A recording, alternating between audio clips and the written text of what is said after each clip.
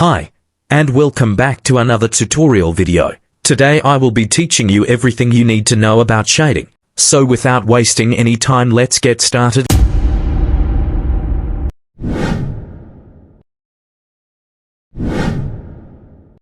This video is divided into two parts.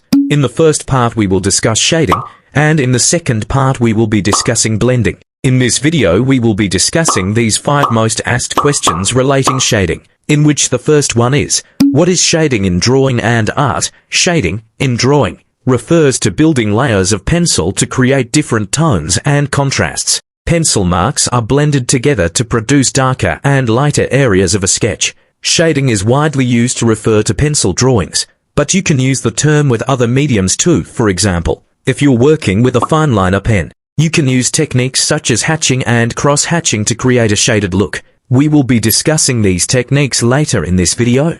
Another question, which is related to this question is, why is shading important in drawing? When it's done well, shading can make drawings look three-dimensional with a variety of textures. Shading can also be used to mimic light and shadow within a picture, which will make your subject leap from the page. Number 2, the difference between values. Tone and contrast. If you're new to art, you've probably come across terms such as values, tone and contrast, but what do they actually mean? And what's the difference between them? Here are some quick definitions to help you understand these essential art terms. Value refers to how light or dark a specific color can be. A good way to think of this is to imagine a blob of blue paint. If you added white or black paint to it, you would be able to make a whole gradient of different blues, ranging from light to dark. It's exactly the same with pencil shading. You should be able to create both light and dark values. With your pencil, the lightest tone is the highest value and the darkest tone is the lowest. Tone is similar in meaning to value. It simply describes how light or dark a color is easy to remember. And the last one is contrast.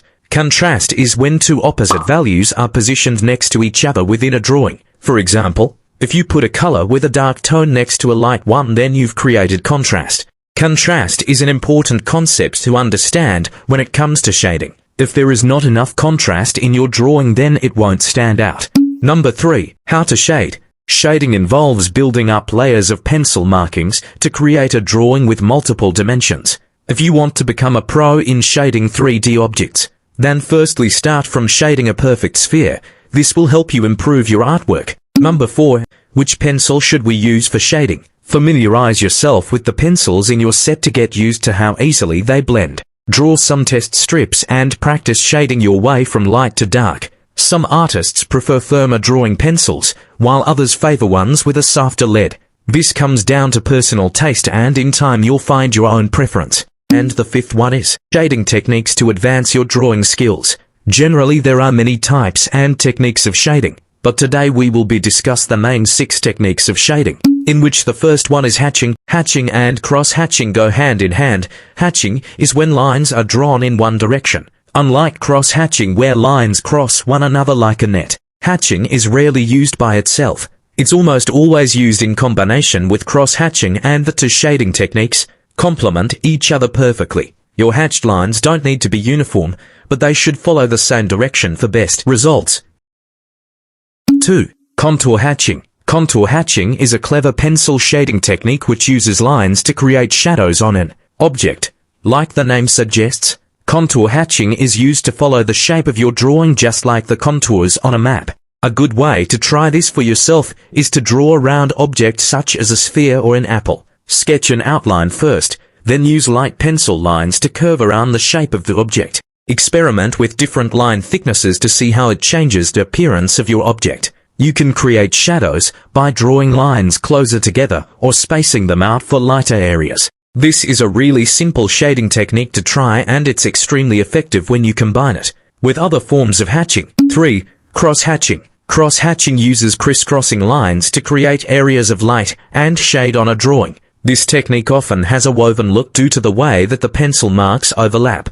This shading technique has been popular with artists throughout history. It's a brilliant shading technique to use if you want to produce a drawing that's textured with a rustic feel, rather than achieving a more polished and blended look. When you're cross-hatching, it's best to work from light to dark. Begin by lightly cross-hatching your drawing. Firmer H pencils are perfect for this. Then gradually add further cross-hatched layers over the top. Softer pencils can be better for the darker parts of your drawing. It's important to remember that your lines don't need to be rigidly straight. You can curve them to suit the shape of whatever you choose to draw. Create patches of cross-hatching in various sizes to fill the space. Tilt them at different angles and layer them on top of each other. You can draw lines far apart on the lighter parts of your drawing or pull them closer together for the darker tones. Cross-hatching is a versatile technique and it can be adapted to most topics. Number 4. Scribbling. Get in touch with your inner child and go wild with this experimental shading technique. Scribbling is much looser than other forms of shading and feels much more contemporary. Scribbling can bring lively textures into your art, whether you're using it as shading or as a backdrop for a sketch. The key to scribbling is to move your pencil freely to make loose pencil marks, which you build up gradually to shade your drawing. This is a good warm-up exercise when you're settling down for a drawing session, because it's impossible to be a perfectionist while scribbling away. 5. Stippling. Stippling is a technique which makes use of tiny pencil dots to create light and shadows in a drawing. This one takes a bit of practice to get right, but will look very impressive when finished. When you're stippling, begin by lightly penciling in an outline on your paper as a starting point. If you're a more experienced artist, have a go at drawing this outline using pencil dots. This will make the outline less noticeable. When you complete your drawing, bring your pencil dots close together to produce shadows or space them out to represent lighter tones. You can leave the brightest areas of your piece completely blank for the highlights. 6. Circulism. Circulism, as the name suggests, circulism consists of many overlapping circles. The more circles you draw, the more smooth the texture becomes. You can use it to draw fuzzy fabrics, soft cottony fabrics, realistic skin textures and more. Outro. This was it for this tutorial video. If you enjoyed watching this and you learned something from it, then like and share this video. Also do follow me on Instagram. Link is in the description down below. Until then.